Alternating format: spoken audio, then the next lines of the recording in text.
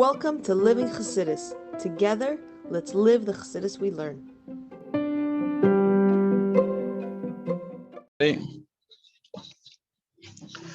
Okay, good morning, everybody, and welcome to Chassidus in the morning.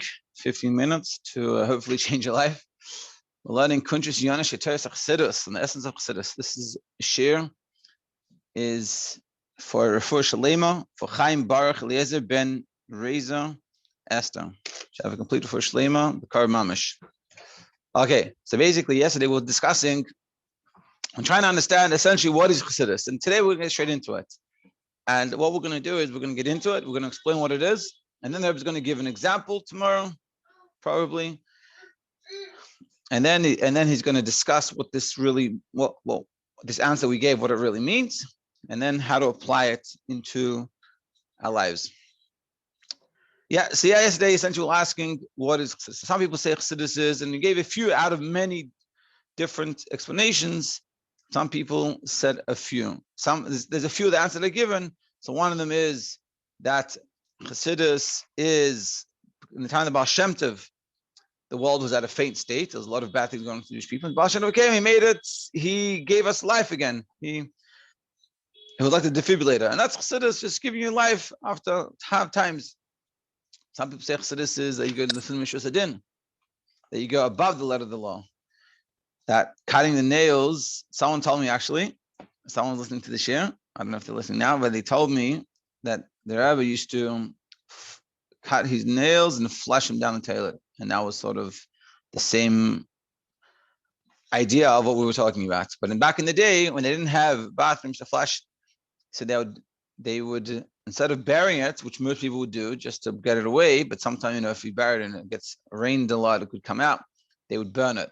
Even that was the best way to make sure it was totally destroyed. And even though that's painful to burn something, but nevertheless they would do it because the Chassidim, that's a Chassid, he goes into the Fimish Chassidin. And then we said Chassidus is really coming, some people say Chassidus is coming to transform you. And we even quoted from the Alter Rebbe that it's not just to change your midos, but change the nature of your midos, which is a phenomenal idea. Meaning to change my midah is to say I'm gonna act differently.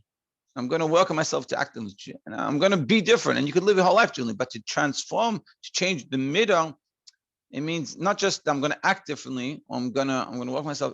I'm gonna transform myself to be a different person. It's like I think it was Rikusa Lepler.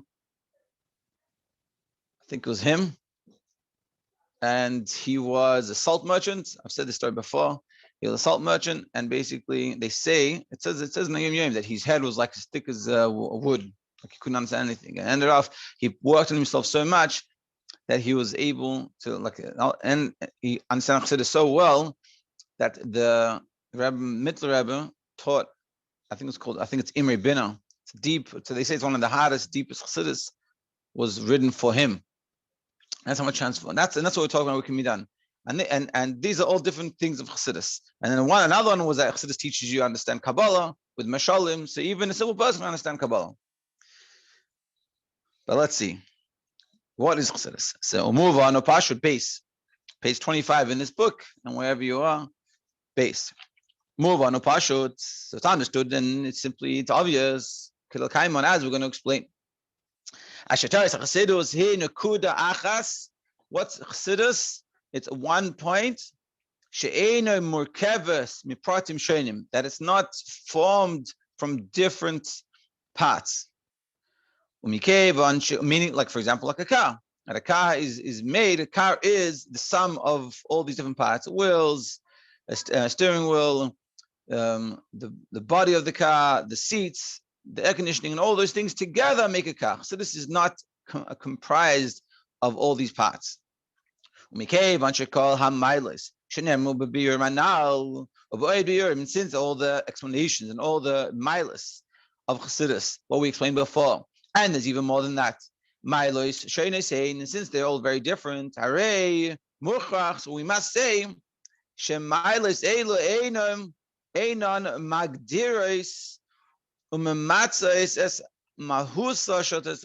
have to say that these things that we said before, they aren't really describing the essence of what Chassidus is. They're not really defining what Chassidus essentially is.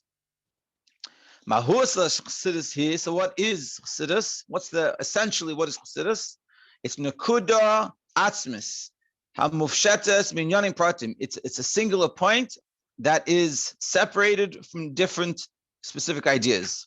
And you'll understand. Ella, but mitzad Nakudasa Ha'atzmis, but because of this essential point, Nimtzais mistapais mimena mailis hanal. And from that point, brings out these different milas that we talked about, and all the milas we talk about Chassidus. But that's not what Chassidus is. That's an outcome of what Chassidus is. So Hanakuda Ha'atzmi Shel Chassidus here, and what's the main thing of Chassidus? What's the point? What's the essence of Chassidus is? Kimedubar Le'el b'Maimer, like it says earlier in the Maimer. Shebi Seida Hu Maimer Kodesh Adma Rashab Nishma Leiden, which really it's also in the Rabbi Rashab. Hamshachas Chadash Mipnimius haKesser. What is Chassidus? It's the drawing down of a new light from the level of the inner aspect of kesser. Now in kesser, we've talked about this before in the shir, that in simple terms, kesser is literally means crown or ratzain, but it's a level that it's above the 10 spheres. It's higher, and kesser is sort of that place that causes there to be the beginning of creation of a world. Not that there is a creation of the world, but it's the beginning process of starting to have a creation of the world. That's what kesser is. And in kesser, there's two levels. There's one level of kesser as it is the beginning to creation of the world, and there's a level of kesser as it is not even shaykh to the creation of the world. And kesser is that point where suddenly you start to say, so to speak, God starts to say, hey, let me think about something else, so to speak.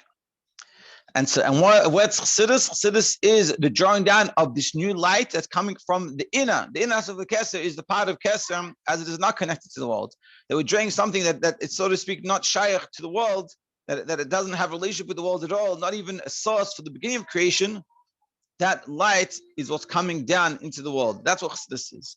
And really, even on a high level, hamshachas b'chinas pnimius atik mamish, the inner aspect of atik, b'chinas ein sof, which is really the level of ein sof, shenimtza b'radla, that is found in bereish leis yada, on the deepest of levels. Radla is reish leis yada, the level of the beginning, not even unknown. And this is what Chassidus is. Chassidus is godliness in a level that we don't even understand, brought down to this world.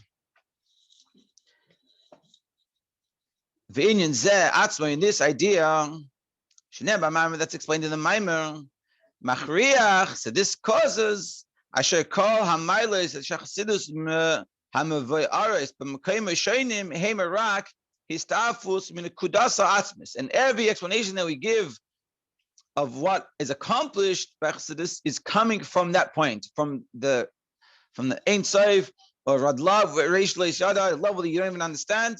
That's the godliness is coming from that level, bringing it down into this world. That's what Chassidus is, and then everything else that we have is the outcome of that. Since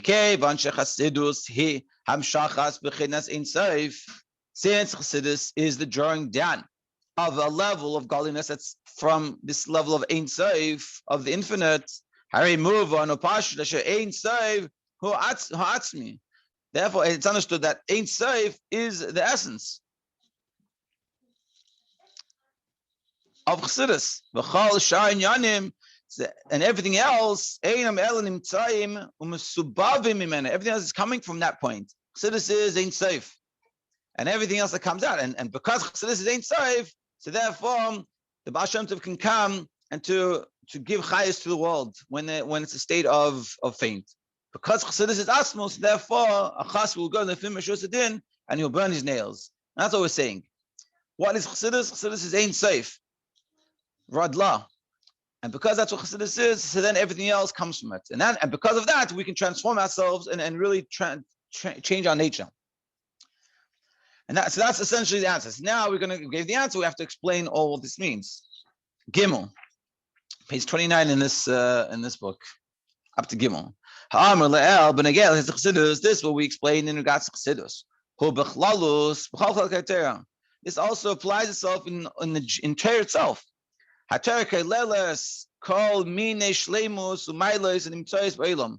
Torah is the source of everything in the world, and within it, all the completenesses of the world is within Torah. It's like a Sheis Taub. It's giving you a parenting course.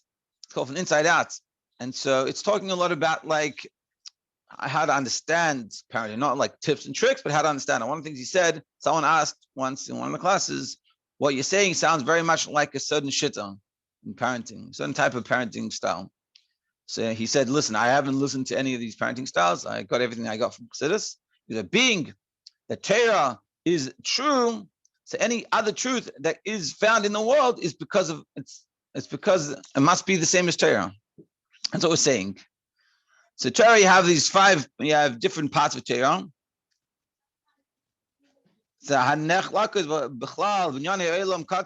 which is divided in within ourselves, like meaning that we can relate to these ideas like we're seeing in ourselves. Like the Maila, the specialness of our mind and our emotions. So you have your character and good character traits and moral behavior. Then you have like all the different types of mussar in Torah, teaching you how to behave like a mensch. Like Masechtas Avos, Kadema. Heim Tachlis HaTov HaEmes, there the ultimate true and good. V'chol Shittais HaMusar Shebadu Bnei Adam Milibam, and every good idea, like example, this parenting idea, not Sheis Tal, but the other one, or anything that we have figured out by ourselves that I have good, that have truth to it. So they all have some good and bad, and falsehood and truth. And all the good that they have is coming from Torah. So if science comes and tells you something that's true, that it has to be 100% true, it must be because that's how it is in Torah. Okay, do a sipur his vakachu kama nashim vehiviu deis. So there was a discussion. It was the Frierdiker Rebbe was on a trip, and he heard this discussion going on. People were having, I think they were more newer, like not so religious, and they were discussing different shittas and like how to run a government. Yeah, in regards to Torah, the different ways to run a country. And which one agrees to Torah? Everyone gave a source in Torah for their opinion of how they think the government should be run. And look, I have a proof from Torah. Okay,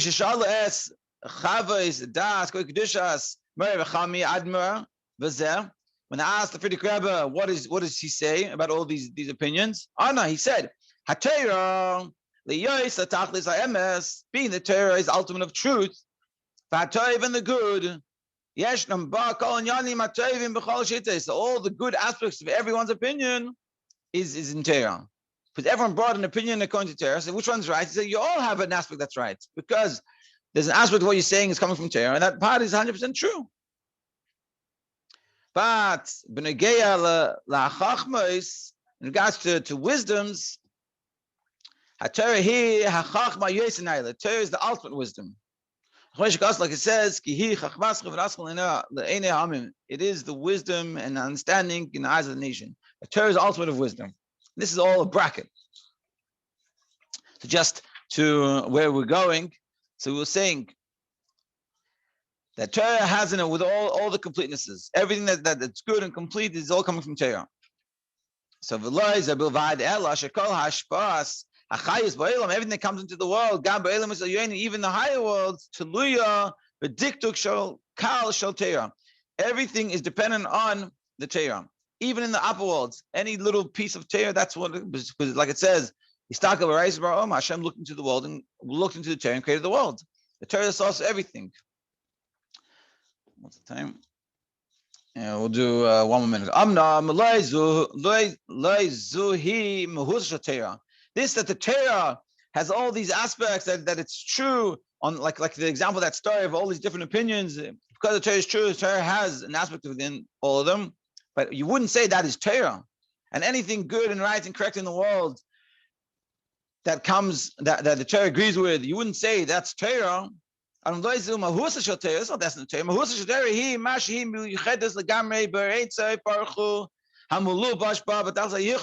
What's Torah? It's united completely with the infinite. Blessed be Him. It's included in Hashem, the ultimate unity. And therefore, since all the worlds are literally like nothing in front of Hashem, so too, Torah is one with Hashem. So too, Torah, everything is nothing in front of the Torah.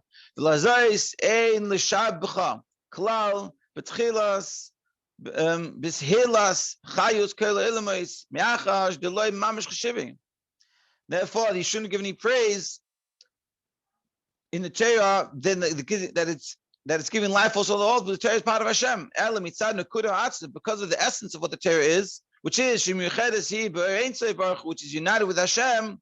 So therefore, Torah has everything within it. And through that is giving the life force to everything. Meaning in very simple terms, like we said before about Chassidus, Torah is one with Hashem. That's what it is. Because that's what it is, so it can express itself in being true on so many different levels. And when you come and you find this brilliant idea and you say, oh, this is coming from Torah, that's not what Torah is. That's an arc of what Torah is. What is Torah? Torah is one with Hashem. And just like being one with Hashem, Hashem is ultimate completeness. The Torah is also an ultimate completeness. So everything else that comes from it is an outcome of it, but it's not the essence of what it is. So we're going to continue doing this, and then we're going to explain this idea like it is with Mashiach, this idea. And this is an important point to understand. So if you don't fully understand it yet, it's fine. It's because this is a deep idea, but as we go, he's going to explain it more with Mashiach, like another example. And then once we understand it in those different levels, so then we're going to explain it, how to apply it to ourselves. But essentially what we're saying is that Chassidus is the essence. It's coming from this level of broad love, Reish Leishada. It's a very high level. It's one with Hashem. And Torah is the same thing, and therefore all the examples we give, like Chassidus is a person that goes with Tzayim. That's not what Chassidus is. That's an arc of what Chassidus is, and everything that we explain is sort of a point that we're clarifying based off what Chassidus essentially is. To be continued tomorrow. So what we're saying here is that Chassidus. It's like we say, so what's Chassidus, like you're saying, what is benefit for me in Chassidus? Chassidus is etzem. It's this essential thing. And because of that, when you tap into it and we connect with that and we can understand that and we really learn that and we really connect with that, so then everything that comes out of that is a whole different world. It's like doing something because that's what you get told to do. We have no understanding. But when you realize what you're doing, what's Chassidus? It's like Chassidus, this is this thing that can teach me how to have a better life. But Chassidus is much deeper than that. And that's what I was saying. Chassidus is very deep. And we're going to explain it. We're going to even show it in a simple example of Moed but really it's something we can use that as a kind of understanding in every aspect of our lives. We can see it through this Chassidic perspective that connects to the Eibishter in a real way.